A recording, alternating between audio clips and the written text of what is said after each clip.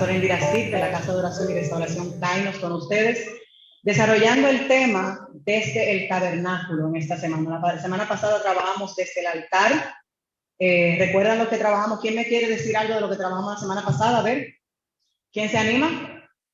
Tome nota. La semana pasada fue desde el altar. ¿Qué hablamos la semana pasada? Vamos a ver. ¿Sí?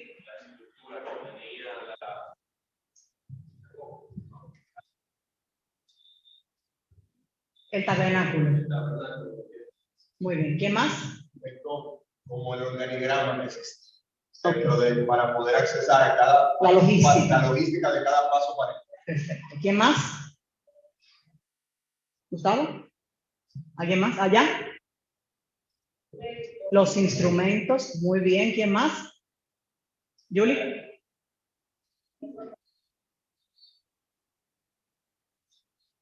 Guarda. Exactamente, la contaminación del altar. Muy bien. ¿Quién más? ¿Dané?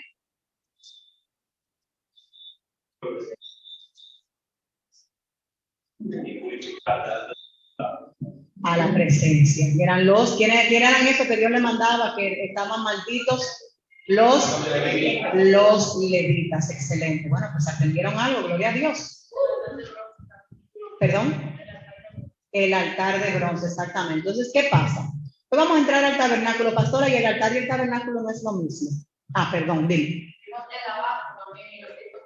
El lavacro y los tipos de ofrenda, excelente. ¿Quién más se acuerda de algo?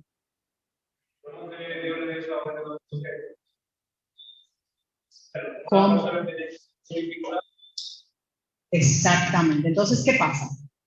Hoy vamos a ver más profundo, porque aunque todo era llamado el tabernáculo, habían partes de ese tabernáculo y no todo el mundo tenía acceso. ¿Sé qué pasa? Estamos ante un cambio no solamente generacional, sino espiritual. Ustedes saben que ya no es relajo, estamos en los tiempos finales.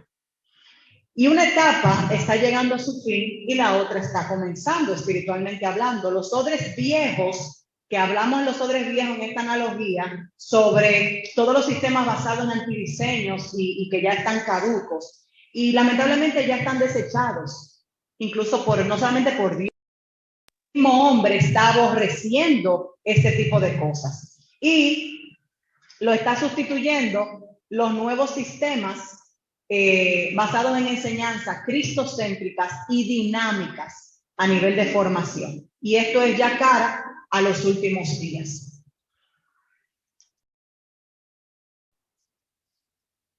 Quiero darle un fundamento para que puedan entender lo que quiero hablar. Recuerden que todo esto está exactamente igual en el Zoom y usted lo puede ver con la presentación, porque trabajamos en la grabación dándole importancia a la presentación.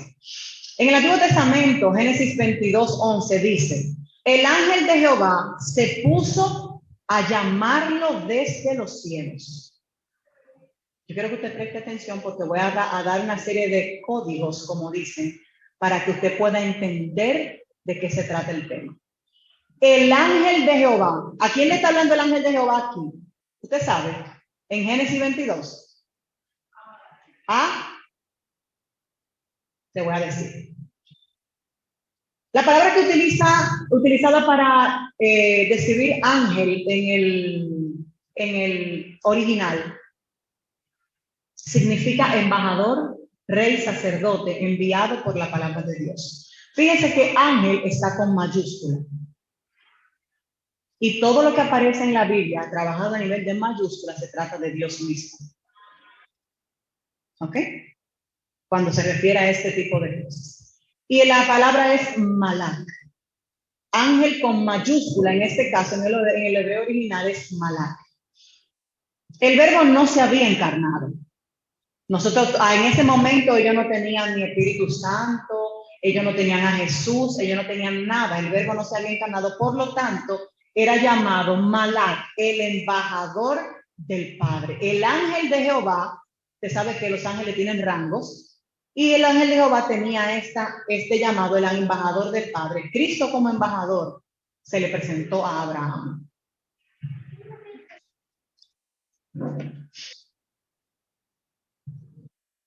Y fue en este momento. Justo cuando Abraham estaba en el momento para sacrificar a Isaac. En ese momento, el ángel con un estruendo le gritó y le dijo lo que yo les acabo de decir. O sea, literalmente, si se van a Génesis 22:11 y lo buscan, se van a dar cuenta. Esperen un momento. ¿Okay? Que el ángel, cuando después que el Señor ya él hace todo ese proceso de obediencia, el ángel desde allá le comienza a vociferar. Párate ahí, espérate. O sea, y se puso de intermediario dentro de la situación. El sacrificio del holocausto que Abraham iba a ofrecer con Isaac, su hijo, tipifica exactamente el sacrificio del Padre cuando envió a Jesús a ser sacrificado por nosotros. Y quiero que usted tenga todo esto pendiente. Luego, en Éxodo capítulo 3, versículo 2, yo espero que usted pueda leer estas letras porque quise ponerle lo más grande posible. Éxodo 3, capítulo 3, versículo 2, dice, se le apareció el ángel de Jehová en una llama de fuego. En medio de la zarza ardiente se le apareció el Verbo a Moisés, como un embajador del Padre a dialogar con él. Usted sabe que Moisés tenía unos privilegios serios. Más adelante, el Verbo explica su nombre a Moisés. Yo soy el que soy. Así él se le presenta. Yo soy el que soy. Y este nombre habla de su eternidad y de su preexistencia. Yo soy el que soy. Yo no me tengo que definir ante ti. Yo no me tengo que encasillar delante de ti. Yo soy. No me encasillo usted tampoco. Si no, él hubiera querido, él baja y le dice, mucho gusto, yo soy Dios. Un placer conocerte. Amén. Bien. Él no le interesaba. Yo soy. Lo que tú necesites, yo soy. Amén. Entonces, cuando el Verbo se encarnó, se reveló en este nombre del yo soy. Él le decía originalmente, yo soy el que soy, o simplemente yo soy. Podía utilizar cualquiera de las dos formas. Y esta es la forma de escribirlo en el original. Si lo vamos entonces a traducir, tenemos estas palabras en nuestro lenguaje que no conllevan ninguna letra, son solo consonantes. Y es lo que nosotros hoy llamamos como Yahweh. ¿Ok? Pero Yahweh es para nosotros poderlo pronunciar, pero no tiene un sonido real, más que un... Cuando se pronuncia es porque no existen vocales. Es como un sentido de respiración profunda, un hálito de respiración, una esencia. Entonces, quiero dejarle esto claro, porque a veces me preguntan, ¿y cuál es la diferencia de Yahweh, de Adonai, de qué sé yo quién? Para que usted tenga una idea y comience a entender esa parte. ¿Qué sucedió más adelante entonces? Cuando el Verbo se encarnó, ya en el Nuevo Testamento, de acuerdo a cada función, él sí decidió que usted y yo lo conociéramos, que tuviéramos un entendimiento personal de lo que él era para nosotros. Y él comenzó desde Juan, por eso es que es importante usted comenzar a leer la Biblia por el libro de Juan, para que usted pueda conocerle a él. Él es el protagonista de su vida. Usted no tiene que irse al Antiguo Testamento, porque en el Antiguo Testamento usted lo que va a ver mucho pleito y mucha ley y muchas cosas que no es donde él quiere que usted viva hoy. Él quiere que usted viva en la libertad. Amén. Entonces, el primer libro a leer es el libro de Juan. Y él comienza diciendo en Juan 6, 29, 35, yo soy el pan de vida. Luego en Juan 8, 7, 12 dice, yo soy la luz del mundo. Luego en Juan 8, 58 dice, yo soy el que existió antes de Abraham.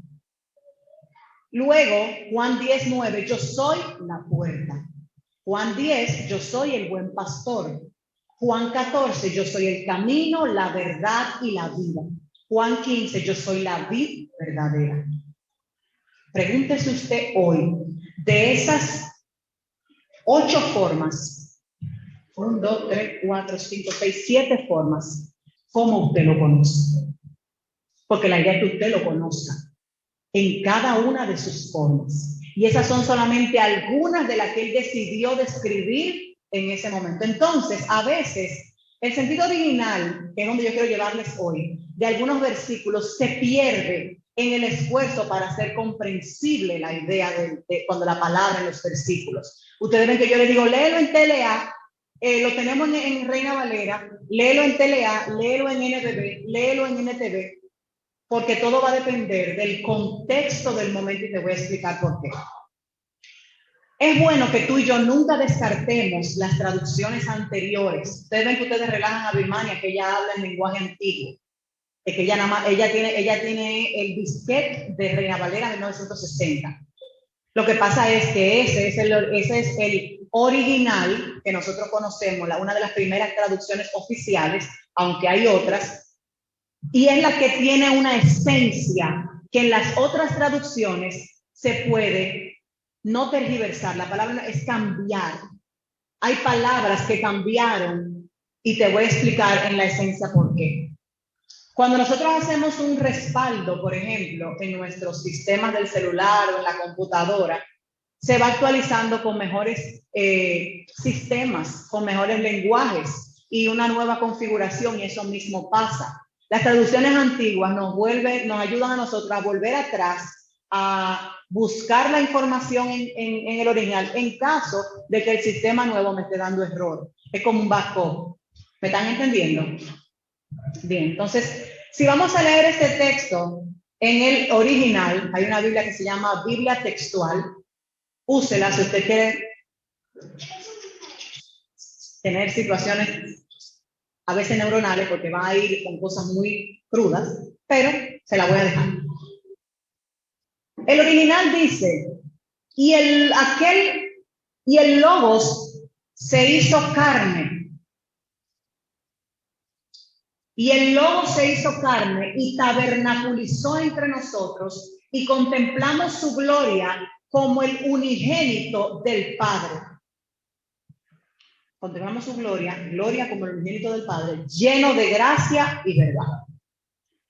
Si yo me llevo ahora y comparo en el lenguaje TLA el mismo versículo, dice, aquel que es la palabra habitó entre nosotros y fue uno como nosotros. ¿Están viendo algún tipo de cambio? Claro. ¿Qué sucedió? En esto, el verbo tabernaculizó desapareció. Y en su lugar apareció entonces habitó. Si bien la traducción es perfectamente bien hecha, pues el verbo tabernaculizar hoy totalmente está en desuso. Eso no es algo que usted lo va a ver hoy. Eso no es un término. Significa hacer morada y habitar, o sea que está bien traducido. ¿Qué fue lo que hicieron? Que la palabra dominguera tabernaculizó, me la sustituyeron por el lenguaje actualizado, habitó, para que tú y yo podamos entender mejor. Pero no quiere decir que tabernaculizar está equivocado.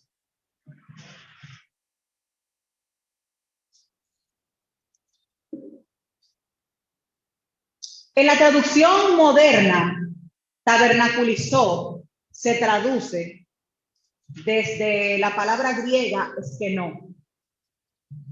Y te puse aquí el código Strong, el diccionario de Strong, por si acaso usted está usando ya el diccionario de concordancia para que sepa cuál es la raíz. Y eskenó significa acampar, extender su tienda, tabernaculizar, y se entiende como habitar o morar. Eso era originalmente un tabernáculo. Era una tienda donde la gente moraba por lo general en el desierto. Era un tabernáculo, porque en aquel momento, cuando recibieron las instrucciones, estaban en el desierto. Cuando Todo el Evangelio de Juan, como ustedes vieron, es una explicación muy amplia de cómo el Señor Jesucristo es el cumplimiento de la profecía de lo que nosotros llamamos la fiesta de los tabernáculos que vemos al final de las fiestas de otoño que vimos hace unos meses, en la que precisamente se efectuaba el acto profético de extender las tiendas y tabernáculos en los que se habitaba periódicamente, era temporal. ¿Ok? Entonces, ahora pon atención a este siguiente versículo para poderte seguir dando el mismo contexto. Segunda de Pedro, capítulo 1, versículos 13 y 14. Pues tengo por justo, en tanto que estoy en el tabernáculo, el despertaos con amonestación, sabiendo que en breve debo abandonar el tabernáculo como nuestro Señor Jesucristo me ha declarado. Si nos vamos a otra traducción un poco más actualizada, que es la NTV, dice: y es justo que deba seguir recordándoselas mientras viva, pues nuestro Señor Jesucristo me ha mostrado que pronto tendré que partir de esta vida terrenal. Es lo mismo, lo único que le hicieron un upgrade para que usted y yo podamos entender toda esa frase que están diciendo. El término en este caso, y te voy a señalar para que lo puedas entender, el término tabernáculo fue sustituido por mientras viva. En todas las traducciones modernas suceden cosas muy similares, para que ustedes no se vayan a confundir. Y no hay nada malo en eso. Es un término de actualización del lenguaje. No es porque ustedes saben que la gente dice que no podemos agregarle una coma a la palabra, se dice que no podemos agregarle una palabra, perfecto. Ellos no están agregando y cambiando, ellos están actualizando el lenguaje. Hay gente que se dedica a las traducciones para el mejor. Si tú a un muchacho de hoy día, a una, por ejemplo, una Pamela, tú le saltas con Reina Valera en 1960, ella no va a coger la Biblia. Ella no la va a coger porque no la va a entender. Hay que hablarle en un lenguaje más actualizado para que ella pueda asimilar lo que se está diciendo. Entonces, al igual que el pasaje que Juan habla, en la palabra griega eskenos, también significa tabernáculo, choza, residencia temporal. Por lo que figurativamente se usa también para el cuerpo humano. ¿Qué dice la palabra que nosotros somos, que nuestro cuerpo es? Templo. Por lo tanto, Él mora, Él habita en nosotros. ¿Se van dando cuenta cuál va siendo el cambio? Primero Él nos mandaba a hacer la casita de campaña en el desierto, luego manda a Moisés, manda luego a David, que sea Salomón, y hoy día nosotros somos el templo. ¿Ven? Entonces, pero al hacer la traducción también se perdió este caso y muchos otros pasajes en la Biblia que nos llevan a ese tipo de revelación. Mi primo hermano Pablo, en Filipenses 2:6, él dice: el cual, aunque existía en forma de Dios, ¿qué pasó? No consideró ser igual a Dios como algo a que aferrarse. Y aquí vemos que el verbo se despojó. Aquí sí estamos hablando de Jesús, porque ya estamos hablando del Nuevo Testamento. Él se despojó de todo. La palabra griega utilizada para describir este verbo es kenosis.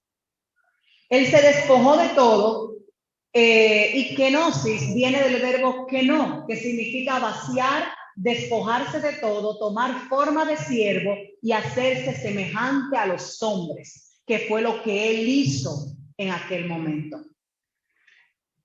Sin embargo, el verbo con mayúscula que habla de Jesús no se vació a sí mismo de su deidad. Recuerda que él era 100% hombre, 100% Dios. Él se vació de todo lo humano, pero no se vació nunca de su deidad, de su divinidad. No dejó de ser esencia y eternidad. Y al venir a la tierra, él se hizo carente de todo. Dice la palabra que a causa de ese sacrificio, él aprendió obediencia, porque él tenía que modelarnos a nosotros absolutamente todo. Y se hizo obediente humillándose hasta la cruz, la muerte, para que su nombre fuera nombrado y que toda rodilla se doble delante de él, lo que está en el cielo, la tierra y debajo de la tierra. Y habiendo hecho este preview, para que usted entienda, vamos a aprender hoy qué es el tabernáculo. Yo espero que usted esté escribiendo porque esta clase le sirve a usted para entender por qué que cuando usted llega desde allá adelante, nos dan las 4 de la tarde y usted no se quiere ir. ¿Qué es el? Mi amor, tú eres invitada, perdón. No es que siempre duramos hasta las 4 de la tarde. Eso es a veces. A veces duramos hasta las 5. Entonces, ¿qué es el tabernáculo? Porque ya me explicaron qué es tabernaculizarse. Ya me explicaron todo eso. Ahora yo quiero saber de dónde viene el tabernáculo. Y para saber qué es el tabernáculo, según la Biblia, la palabra nos enseña en Éxodo 25:2. Sí, exacto. Nos enseña que fue un santuario terrenal inspirado por Dios y ordenado para su construcción a Moisés. ¿Usted se acuerda cómo dijimos que Dios le hablaba a Moisés? ¿Verdad que sí? ¿Cómo fue? Cara a cara. Y según el diseño que le mostró en el monte Sinaí, déjame ver si se lo puse aquí. Miren aquí en una foto del monte Sinaí. Y le pueden tomar una foto, la pueden buscar, porque en algún día Dios no va a permitir ir a Israel a hacer todo ese recorrido. En el nombre de Jesús. Para conocer todas esas bellezas históricas que para nosotros tienen un tremendo significado. Entonces, en ese monte Sinaí, el Señor le dio a Moisés una serie de instrucciones. Y este lugar fue hecho como una ofrenda voluntaria del pueblo. O sea, era una ofrenda que salía del corazón, ya que Dios deseaba que primero tuvieran corazones dispuestos. Su propósito en realidad con el tabernáculo era mostrar el deseo de Dios para habitar en medio de su pueblo, que era la idea en ese tiempo. También fue conocido como el tabernáculo de reunión, porque ustedes van a entender un poquito más el diseño en un momento, y el lugar donde la congregación de Israel llevaba sus ofrendas y sacrificios para presentarlos a Dios. Generalmente utilizaban, como explicamos la semana pasada, un cordero, un animal puro, un buey, lo mejor que tenían, que no podía tener defectos, podían ser chivos, becerros, toros, y se lo presentaban como expiación de los pecados. Expiación es lo que hoy nosotros tenemos como la redención, el perdón de los pecados. En aquel momento era expiación, ¿ok? Y luego no podemos meter en ese tema, pero no es la idea. Entonces el tabernáculo fue el lugar donde se manifestaba la presencia de Dios. Cada vez que el Señor mandaba hacer algo, era para él manifestarse en ese lugar. Y daba entonces en ese lugar también dirección a su pueblo. Y en el caso, por ejemplo, en el desierto, él les daba instrucción, pero también la dirección a través, lo hacía con una nube durante el día y con un fuego durante la noche. Eran columnas de nube y columnas de fuego, y con eso ellos sabían hacia dónde tenían que dirigirse y estaban todo el tiempo protegidos. Éxodo 25, y quiero que usted lo guarde en su celular o lo guarde en su Biblia o lo escriba. Éxodo 25, del 1 al 9, que es donde están todas las instrucciones, y quiero que usted preste mucha atención para que usted sepa lo que Dios hace y cómo lo hace. Éxodo dice: a Jehová habló a Moisés diciendo: di a los hijos de Israel que tomen para mí, óyeme bien, que tomen para mí ofrenda de todo varón que le diere de su voluntad, de corazón tomaréis mi ofrenda. Esta es la ofrenda que tomaréis de ellos: oro, plata, cobre, púrpura, azul, carmesí, lino fino, pelo de cabras, pieles de carnero teñida de rojo, pieles de tejones, madera de acacia, aceite para el alumbrado, especias para el aceite de la unción y para el incienso aromático, piedras de ónice, piedras de engaste para el efod y para el pectoral. Y harán un santuario para mí, y habitaré en medio de ellos conforme a todo lo que yo te muestre, el diseño del tabernáculo y el diseño de todos sus utensilios, así lo haré. ¿Ustedes qué entendieron de lo que yo acabo de decir? A ver, porque esto es profundo y delicado. Si esto se predica hoy día en la iglesia, la gente se para y se va. Se para y se va. Yo no sé si ustedes están entendiendo lo que dice ahí. El Señor está demandando al pueblo. Ellos son los que tienen que traer con lo que se va a hacer el tabernáculo. Ellos son los que tienen que traer con lo que se va a hacer la ropa de los sacerdotes que van a estar ahí para ellos. Porque ellos no podían entrar al lugar santo. Y esas piedras y todo lo que dice ahí era lo que el sacerdote tenía que ponerse para poder cumplir. Y cada piedra que usaba tenía el nombre de una de las tribus. Él le está diciendo ahí el nombre de hasta el aceite que van a usar, tráelo tú. ¿Tú quieres que hagan por ti? Tráelo tú. ¿Tú quieres que te hagan tabernáculo? Tráelo tú, trae la piedra, trae la... Como que yo te diga hoy, mira, ¿tú quieres que hagan una iglesia? Trae los blogs, trae el cemento, ven, trae la pintura. Te lo estoy traduciendo al lenguaje actual. Indira, detrás de los mapas. Capítulo 1, versículo 7. Tráelo. Ven, trae. ¿Tú quieres que hagamos cena? Ven, trae el mantel.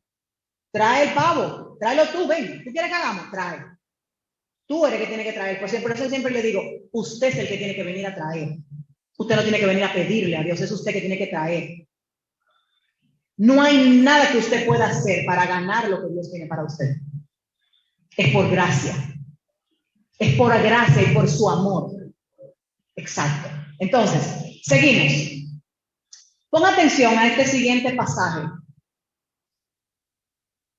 No, mentira, no le ponga atención a nada. No era eso. Entonces, ¿qué simboliza el tabernáculo? El tabernáculo fue un método que Dios utilizó para enseñarle a su pueblo. La palabra de Dios dice en Éxodo 25:8, y habitaré, como acabamos de ver, en medio de ellos. Por lo tanto, esto vino a ser sombra de lo que vendría. ¿Quién era que iba a habitar en medio de nosotros? ¿Quién se acuerda? ¿Quién iba a habitar en medio de nosotros? Eso está en el Nuevo Testamento. El Espíritu Santo. Cuando Jesús se iba, Él va a habitar en medio de nosotros. Entonces, por lo tanto, Dios hecho hombre en la persona de Cristo, viene y dice en Juan 1:14, y el Verbo se hizo carne y habitó entre nosotros.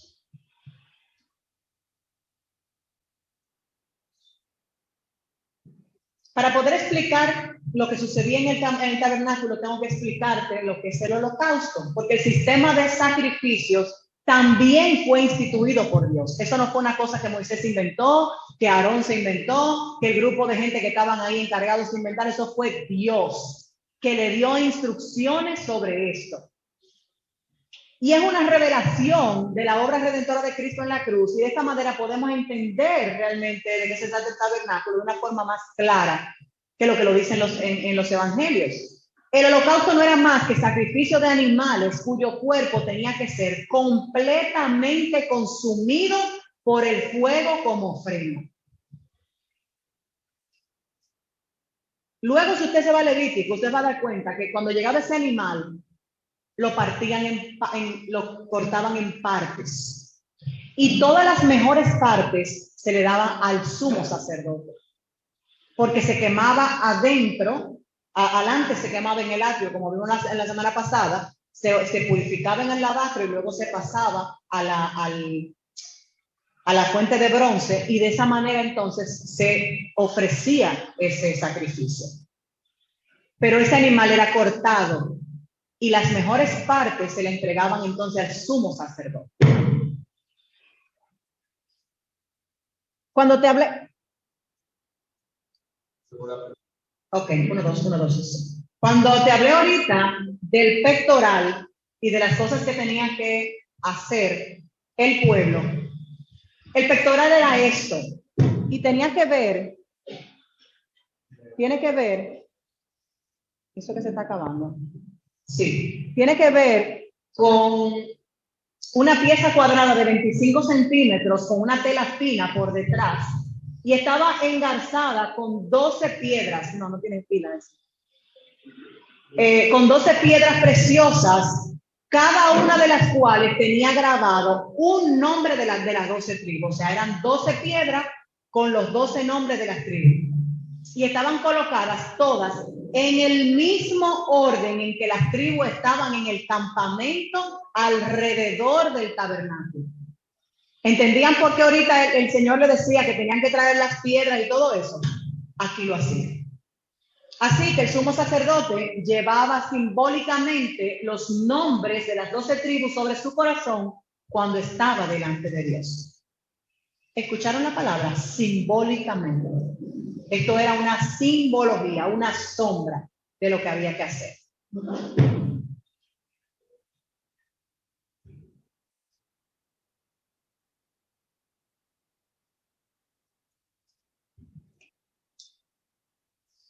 Bien. No, esto es... Sí.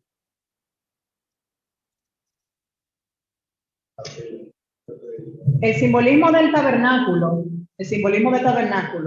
decía que el Verbo se hizo carne y habitó entre nosotros y vimos su gloria como el unigénito Padre, lleno de gracia y de verdad, según dice Juan 1:14. La iglesia es quien nosotros también, dice la palabra en Efesios 2:22, en quien vosotros también sois conjuntamente edificados para morada de Dios en el Espíritu. El creyente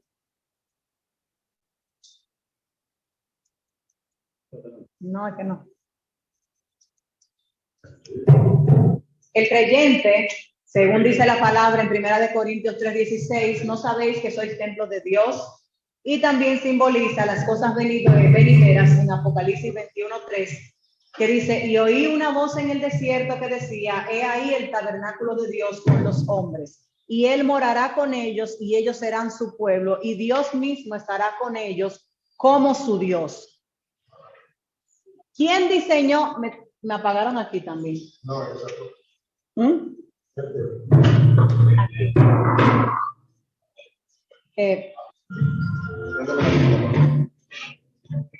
Pausalo ahí, por favor. Es que ustedes están poniendo la mano a tantas cosas. Bien, entonces, ¿quién diseñó el tabernáculo? ¿Me escuchan, verdad?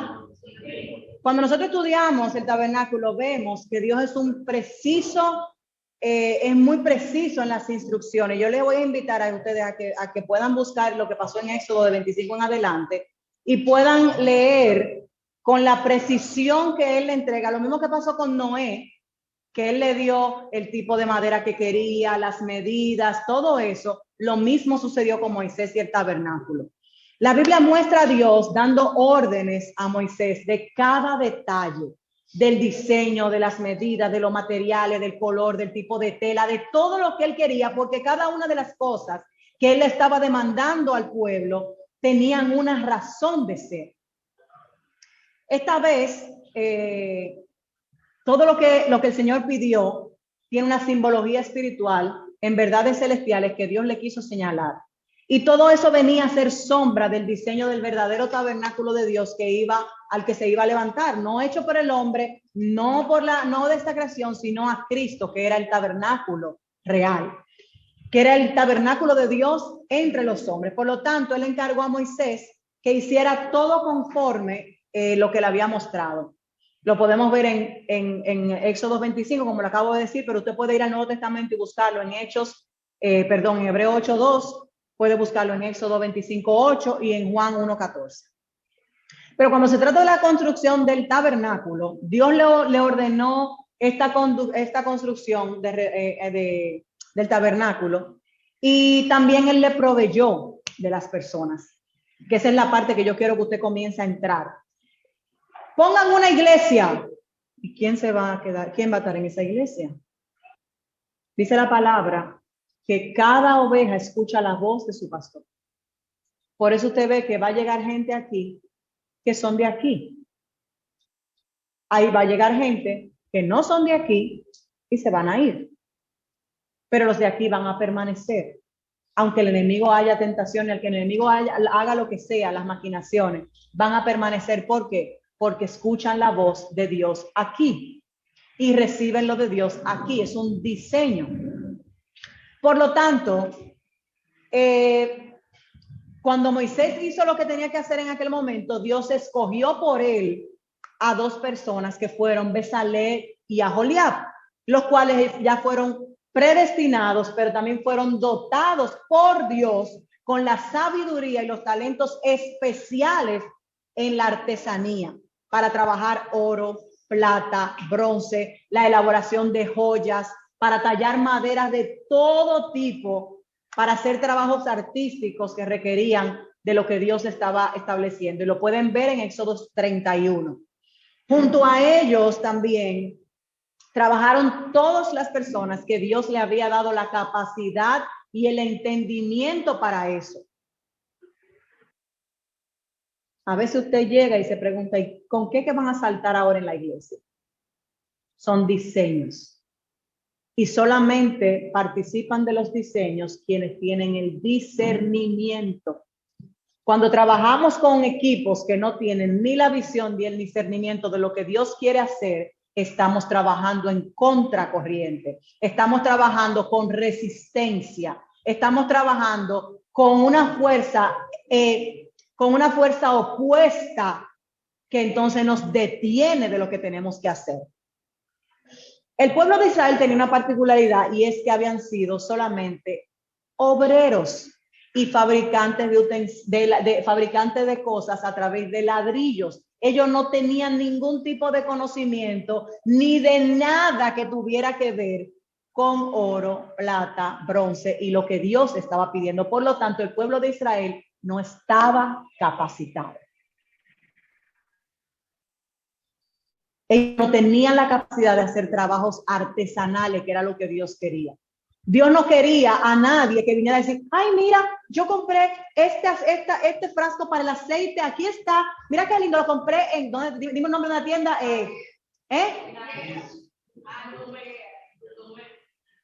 Lo compré en Alice. Mira, compré esto en Alice. El Señor estaba demandando que lo que se hacía ahí, ellos mismos tenían que guayar la yuca ahí adentro. Porque tenía un valor para cada quien y lo debían honrar y respetar. Pero el Espíritu de Dios le entregó a Bezalel y a Aholiab todas las capacidades que ellos necesitaban. Y todo lo que usted ve hoy o va a ver a través de la enseñanza, todo fue entregado con instrucciones. ¿Quién podía entrar al tabernáculo? El tabernáculo, y se lo voy a poner de esta manera, es una simbología de nosotros. En la semana pasada hablamos de qué, del atrio y de todo lo que sucedía en los atrios. Esto es lo que pasa. El tabernáculo representa nuestro cuerpo, nuestra alma y nuestro espíritu. Cada parte del tabernáculo es una simbología. Cada vez que estamos adorando, yo les digo, no se queden fuera. Cuando les digo no se queden fuera, es que no se queden en la carne, en su propia carne, en su propio deseo. El cuerpo no quiere adorar. El cuerpo no quiere levantar las manos. El cuerpo no quiere danzarle a Dios. Usted no quiere sentarse ahí. Deme todo a mí aquí. Pero cuando usted se va permitiendo y se va forzando a entrar en la presencia, entonces su alma comienza a ser tocada. Comienza a sensibilizarse. Y usted comienza a llorar, usted comienza a sentir cosas, pero no se puede quedar ahí, porque muchas veces lo que está tocando son sus emociones, que es lo que está en el alma. Usted tiene que entrar más, que es llegar al espíritu, para que cuando llegue entonces realmente la adoración en el espíritu y en verdad, es cuando sube con olor fragante. Cuando usted está engañotado haciendo lo que era, que no tiene nada que ver con el espíritu, sino nada más por hacer el coro, olvídese, usted no está llegando a ningún lado, usted se está quedando en el alma. Y ahora le voy a hacer entender por qué eso sucede. Al pueblo solamente se le permitía entrar en el atrio central, que es esta parte de aquí, como hablamos la semana pasada. El pueblo no tenía permiso para acceder a nada. Solamente aquí. Ellos entraban por estas puertas y entraban a traer sus ofrendas y luego entonces procedían a recibírselas los sacerdotes y los que estaban aquí adentro y inmediatamente entonces tenían que salir. Imagínese que a usted solamente se le permita llegar al parqueo y desde allá usted escucha lo que está sucediendo aquí. Qué fuerte. Gracias al Señor que rompió con esa estructura. Los sacerdotes tenían acceso para ministrar en el atrio. O sea, yo te podía recibir, podía decirte gracias, orar por ti, qué sé yo qué, algo ligero, nada muy profundo. Y luego entonces te despedía y ellos podían entrar al lugar santo. El lugar santo viene representando el alma. Esos eran los sacerdotes. Y solamente el sumo sacerdote, que era el que tenía el pectoral, era quien podía entrar a la parte del espíritu a quemar entonces la ofrenda y el incienso para que subiera al cielo con olor fragante. En ese momento solamente Moisés podía ofrecer sacrificio. Imagínense la responsabilidad que tenía Moisés. Él podía entrar en cualquier momento. Y el sumo sacerdote que iba después de Moisés solamente tenía permiso de entrar una vez al año. Imagínese usted que usted se congregue una vez al año. Estuviéramos todos secos. Exactamente. Solamente podían entrar una vez al año a hacer el proceso de la expiación. ¿Dónde estaba el tabernáculo de reunión? La primera vez que el Señor le entrega a esto a Moisés, la Biblia no dice el lugar exacto donde se construyó, pero la orden de construcción fue en el Sinaí, como yo les expliqué. Y según el tiempo y la ubicación de lo que se señala, fue durante los 40 años en el desierto.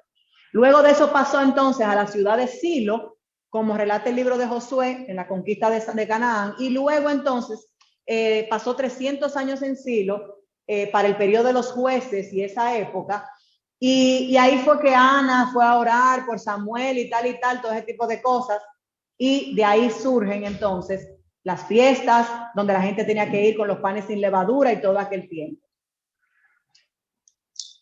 ¿Cuál era el diseño del tabernáculo? El tabernáculo, como ustedes vieron aquí está,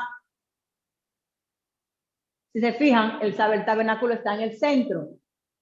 Y alrededor estaban muchos tabernáculos pequeños, ¿se dan cuenta? Eran muchas tienditas pequeñas. Para que lo vean ahora como esquema, miren cómo estaba ubicado. Tabernáculo en el centro, estaban 4 tribus principales en el medio y las otras tribus estaban, las tribus principales que son las del centro, eran los levitas, que eran los únicos que podían pasar a llevar el arca del pacto. Ahora van a entender eso. Y luego estaban las otras tribus, que eran las 12 tribus, alrededor.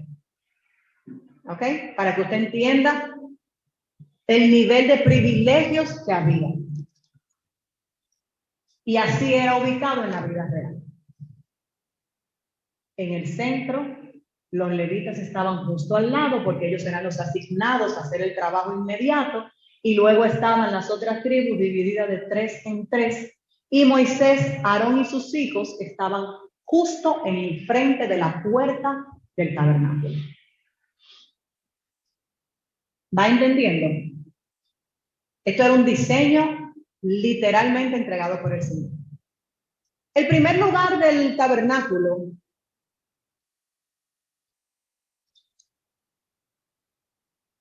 que es llamado, bueno, quiero dar la diferencia. La diferencia entre tabernáculo y templo, para que lo dejemos claro. En primer lugar, el tabernáculo fue un santuario móvil. El tabernáculo no estaba dispuesto, no estaba disponible para quedarse en un solo sitio, porque tenía que morar y en aquel momento eran nómadas, ¿ok? Era móvil, por lo cual fue construido mientras el pueblo viajaba hacia la tierra prometida. Pero el templo fue construido como un lugar permanente de adoración. Ya estaba establecido. Y luego el pueblo de Israel, que ya estaba establecido, entonces había la paz que Dios había prometido. Conociendo el tabernáculo, el atrio, que era la parte de adelante, aquí de toda la parte de aquí, fíjense, arriba tienen las divisiones. Estaba cercado por una valla de lino fino. Usted va tirando cálculo. El que sabe matemática puede tirar cuánto pudo haber costado. Y esa valla de lino fino estaba sostenida por 60 columnas de bronce, con sus respectivas bases de bronce y capiteles de plata. Todo eso tenía que llevarlo el pueblo. La puerta del atrio, que es esa morada que está allá, y ahorita se la voy a enseñar más de cerca, medía 9 metros y estaba hecha de tela azul. No había verja en aquel momento, no, la valla perimetral era de tela, y en aquel momento no había herreros en que trabajaran ese tipo de cosas. Era una tela azul, púrpura y escarlata y lino torcido, sostenida por 4 columnas de bronce, 4 bases de bronce y 4 capiteles de plata. El atrio del tabernáculo era la zona donde entonces llevaban los sacrificios, como yo le expliqué la semana pasada, y también a la única sección en la que el pueblo tenía acceso para poder tener la ofrenda. En el atrio se encontraba el altar de bronce, que lo conocimos la semana pasada, que era el lugar de muerte. Ahí traían los animales para sacrificio y la sangre era derramada por los pecados de cada persona. ¿Qué significa bíblicamente en este día el altar de bronce? Simboliza el juicio de Dios sobre el pecado. Por lo tanto, de esa manera nosotros podemos entender la bondad de Dios para nosotros y la severidad hacia la víctima. Esto vino a ser sombra del sacrificio de Jesús en la cruz por nuestro pecado, para nosotros poder acercarnos libremente. El lavacro, la fuente de bronce también se le llamaba, ubicada frente al altar, entre el altar y la tienda. Y el utensilio estaba hecho con los espejos de las mujeres que ministraban en la puerta del tabernáculo. Ahí se lavaban las manos, y ya usted sabe, yo le expliqué la semana pasada, y simboliza la santificación por la palabra de Dios. También significa la confesión y el bautismo, la confesión de los pecados y el bautismo. Es el lugar donde usted se despoja de esa vieja naturaleza para asumir lo nuevo que Dios tiene para usted. Las otras partes del tabernáculo, que es la tienda, el santuario, la parte que usted vio que era techada, estaba construida con 48 tablas de madera de acacia cubierta de oro. Siga tirando cálculo. Y estaban divididas entre 20 de un lado, 20 de otro, 6 de un lado, y cada una de estas tablas tenía 2 espigas, que eran como si fueran unos tacos de madera. Y cada una de estas espigas iba incrustada 2 basas de plata para unir los tablones. Al final, en total, eran 96 basas. O sea que esto no es, gracias a Dios que usted y yo no estamos en esa época. Porque acuérdense que le dije la semana pasada que ellos tenían que desinstalar todo esto y volverlo a instalar a donde Dios le decía. Sin acarreo. Sin acarreo. Sin Uber XL, ni Apolo Carga. Bueno, levanté esos bronce. No puedo callar. Todo hay que quitarlo, caminemos. Luego todo hay que ponerlo. Levitas, pueden entrar. Entonces, esta tienda estaba dividida en 2. El lugar santo, que es lo que yo decía ahorita, que era el alma, y el lugar santísimo, que era el espíritu, donde estaba el espíritu. Y era lo que tenía acceso. Y estaba preparada del atrio con 5 columnas de oro y un velo que entraba al recinto. Por lo tanto, ahí se encontraba el altar de incienso. Vamos a ver todo ese detalle ahora. Los panes de la mesa de proposición y todo lo demás. La mesa de los panes de la proposición. Esto era uno de los utensilios más importantes que habían dentro del lugar santo.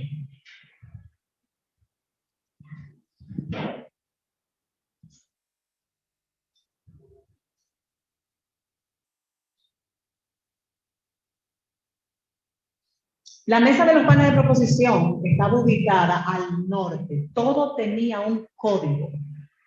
Todo tenía un lugar donde debía estar. Estaba hecha de madera de acacia. Se están dando cuenta que se repite mucho el tipo de madera que Dios pidió.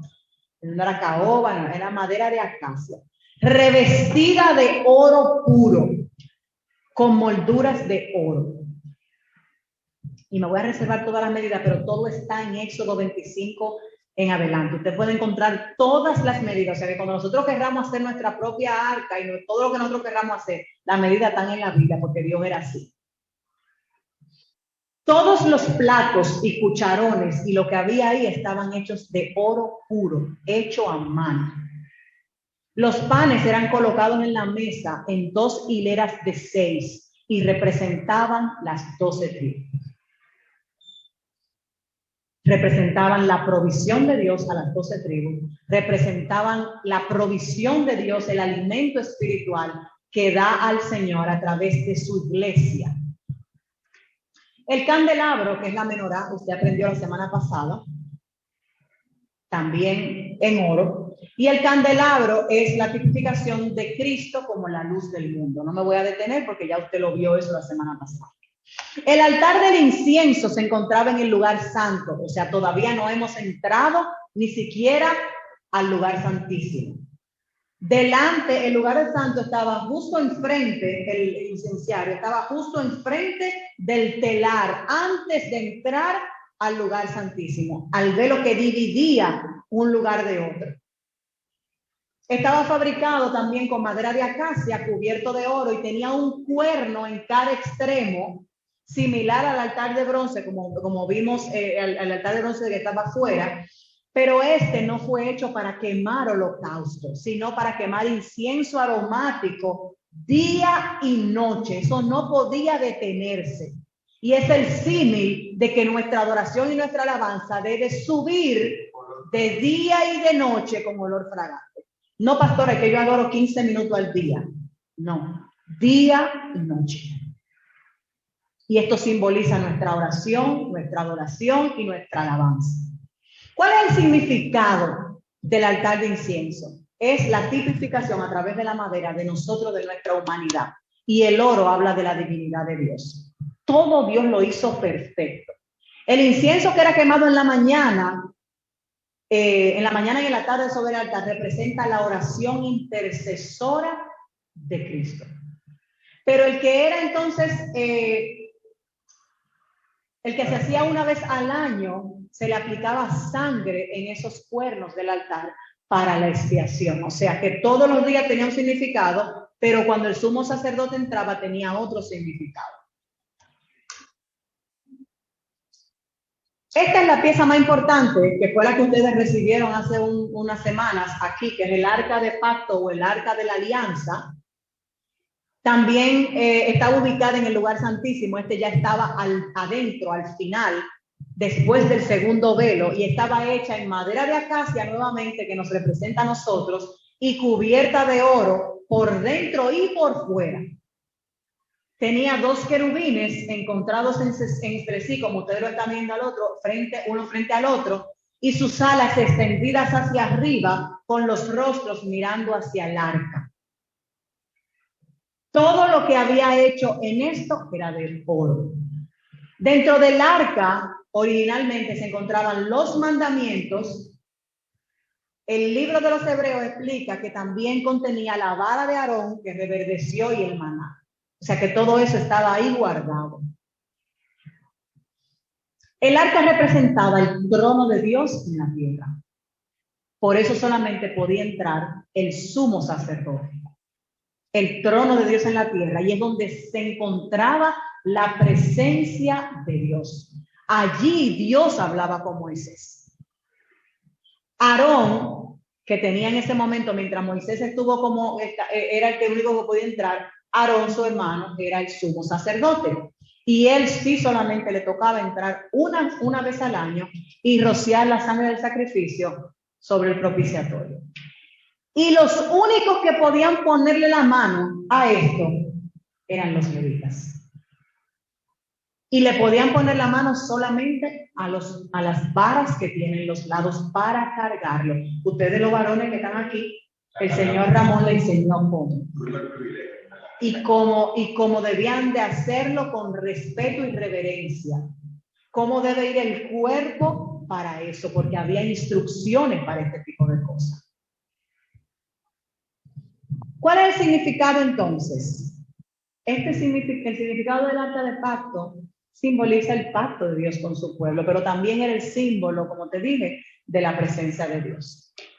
Continuando, quiero presentarte la puerta del tabernáculo que estaba ubicada hacia el oriente. Esto no es literal, esto fue una representación. Era una cortina de velo que medía 9 metros, hecha de una tela azul, una tela púrpura, una tela escarlata, rojo, y era de lino fino torcido. Las 4 columnas de bronce y las 4 basas de bronce abajo que le sostenían. Esa puerta era el único acceso que tenía el tabernáculo y nadie podía pasar por esa puerta. De la misma manera que nadie puede ir a Dios sin conocer a Cristo. ¿Están entendiendo toda la simbología? La puerta simboliza a Cristo como el único acceso a Dios. Esos velos del tabernáculo estaban hechos, como te dije, de tela azul, tela púrpura, tela carmesí, tela roja y lino torcido blanco, con querubines en cada velo. Imagínese usted cómo Bezalel tuvo que fajarse a coser todo eso y a bordar cada querubín. El tabernáculo tenía 2 velos, uno que separaba del atrio del lugar santo y otro que separaba el lugar santo del lugar santísimo. Cada velo representa la separación del Dios santo de la humanidad pecadora. Por lo que una vez al año, el día de la expiación, el sumo sacerdote cruzaba ese velo que separaba el lugar santo del santísimo para ofrecer los sacrificios de pecados suyos y los del pueblo. Por lo tanto, ese velo representa la carne de Cristo, o sea, la humanidad de Cristo. Y por eso, cuando Cristo muere en la cruz, el velo, ¿qué le pasó? Se rasgó. El velo se rasgó, porque ya no había más sacrificio de esa misma índole, indicando que a partir de ahí había libre acceso. Libre acceso. Ya usted no tiene que hacer holocaustos, ya usted no tiene que hacer ese tipo de sacrificio, ya usted no tiene que esperar que alguien vaya a la presencia por usted, ya usted no tiene que esperar que alguien ore por usted. Los querubines en el velo representan los ángeles con la espada encendida que guardaban el camino al árbol de la vida y la presencia de Dios, como decía Génesis 3:24, cuando él le dijo a Adán, chao, bye, bye. ¿Se acuerdan? Que puso 2 querubines en el centro y hizo unas espadas que hacían así para que ya Adán no le pertenecía porque él había fallado. Los colores del tabernáculo, ustedes saben que aquí todo tiene una simbología. La tela azul representaba el color celestial, la autoridad de Cristo. El púrpura es el color de la realeza, la majestad. Habla de que él iba a ser nuestro Salvador, Rey de Reyes y Señor de Señores. Y que nosotros, como dice Primera de Pedro 2, somos linaje escogido, real sacerdocio, nación santa y pueblo adquirido por Dios. No habla de él nada más. La tela roja simboliza la sangre con la que nuestro Redentor nos compró a precio de sangre. Y el lino fino blanco simboliza el color de la pureza, representa su santidad, su justicia. Y nos recuerda a nosotros que fuimos justificados por él cuando nosotros venimos ante él a ser salvados. ¿Quién es el tabernáculo? Y quiero cerrar con esto. ¿Quién es el tabernáculo? El Nuevo Testamento en Hebreos 8, versículo 1 al 10, revela que Cristo vino a cumplir con el simbolismo del tabernáculo y el templo. El escritor de Hebreos escribe que Cristo es el mediador de un pacto más elevado, más que promesas, fundado en un sacrificio más elevado. Vamos a leer Hebreos 8 para que podamos entender lo que dice. Dice, lo más importante de lo que estamos diciendo es que tenemos, y estoy leyendo una versión Jan, lo más importante de lo que estamos diciendo es que tenemos un sumo sacerdote que se sentó a la derecha del trono de Dios en el cielo y oficia en el santuario. Es decir, en el verdadero lugar de adoración que fue hecho por el Señor y no por un ser humano. A cada sumo sacerdote se le nombra para presentar ofrenda y sacrificio, y por eso es necesario que también él tenga algo que ofrecer. Pastora, y lo voy ahora a enlazar con lo que hablamos la semana pasada. ¿Qué usted tiene que ofrecer para pararse aquí? ¿Se acuerdan que comencé la semana pasada hablando de todo lo que le tocaba ministrar en el altar? ¿Qué usted tiene que ofrecer aquí? Porque quien se para aquí no es para que lo vean. Quien se para aquí no es por deleite personal. Quien se para aquí viene a quemar una ofrenda personal. Primero por usted y después por los que están allá. Porque lo que sucede con ustedes mientras estamos adorando aquí es la respuesta de Dios ante la oración. Hay veces que usted ve que el ambiente está duro, está tenso, la atmósfera está cargada. Y eso es lo que usted está trayendo. Por eso no fluye la presencia. Porque usted no se quiere dejar quebrantar en la presencia. Por lo tanto, ¿qué es lo que usted trae? Si Jesús estuviera en la tierra, no sería sacerdote, porque aquí ya hay sacerdotes que presentan la ofrenda como lo ordena la ley. Esos sacerdotes sirven en un santuario que es copia y sombra del que está en el cielo. Copia y sombra. Jamás lo podremos igualar. Porque así fue como se le advirtió a Moisés cuando iba a construir el santuario. Pon atención y hazlo todo de acuerdo con el modo que te he mostrado en la montaña. Cuando dice te he mostrado, no es porque solamente él escuchó la voz de Dios. El Señor le permitió ver. Eclesiastés dice que nosotros tenemos eternidad por dentro. Hay personas que han tenido el privilegio de que Dios en visión o en sueño los tome en sus espíritus y los lleve a otro lugar para que puedan saborear lo que tiene para ellos. O los lleva a otro lugar hacia atrás para que puedan sanar cosas en ellos. Está dentro de ti. La eternidad ya está dentro de ti. Depende de ti cómo tú administras eso que Dios te entregó.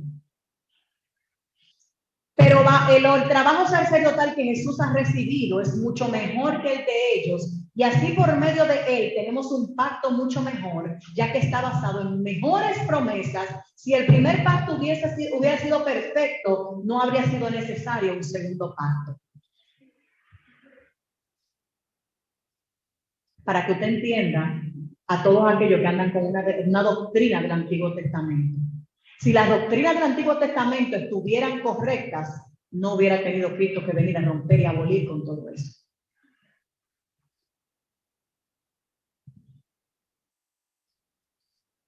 Pero Dios les reprochó sus defectos y dijo, llegará el día, dice el Señor, en que haré un nuevo pacto con el pueblo de Israel y con el pueblo de Judá. No será el pacto que hice con sus antepasados el día de la mano los saqué de Egipto, pues porque ellos no cumplieron con mi pacto, yo los abandoné, dice el Señor. Por eso, este es el pacto que haré con el pueblo de Israel después de aquellos días, dice el Señor. Escribiré mis leyes en su mente y en su corazón. Yo seré su Dios y ellos serán mi pueblo.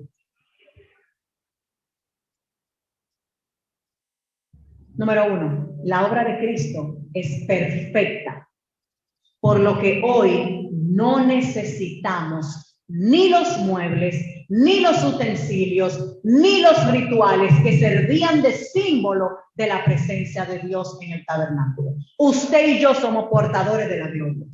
Usted y yo somos los que hacemos la atmósfera para que su presencia esté aquí. Usted y yo somos los que recibimos la ofrenda, el sacrificio y se la entregamos a Él, procurando siempre que sea agradable a Él. Número 2, el nuevo pacto, el culto a Dios, ya no se centra en un determinado templo terrenal. No se crea que porque nosotros aquí Dios nos ama y nos consiente, nosotros no somos los favoritos de Dios. Dios no tiene favoritos.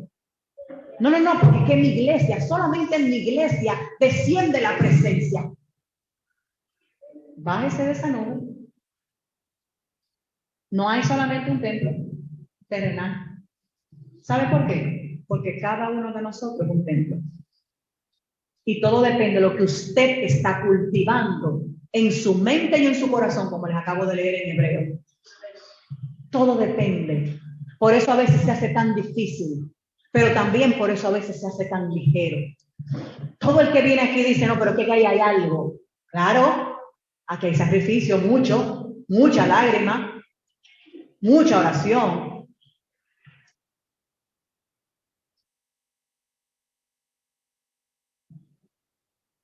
La iglesia es el templo. Tú y yo somos el templo donde la presencia de Dios habita con su pueblo a través del Espíritu Santo. Y por eso se designa la iglesia como el templo del Espíritu, según dice 1 Corintios 3:16. Número 3, ya no es necesario el arca de pacto. Podemos tener una bonita en una esquina para hacer la remembranza, que la conozcamos, nos hagamos familiares con eso. Pero gracias a Dios ya no tenemos que tener un arca de pacto. Ya no hay que tener una fuente de bronce. Ya no hay que tener un candelabro. No necesitamos eso, no, lo tenemos a Él. Lo tenemos a Él y a su presencia. Porque gracias a la sangre de Cristo tenemos acceso, libre acceso al lugar santísimo. Libre acceso. Número 4, Cristo es la única y la última revelación de Dios, según dice Colosenses 1:15. Y en Él nosotros podemos contemplar la justicia y la santidad divina.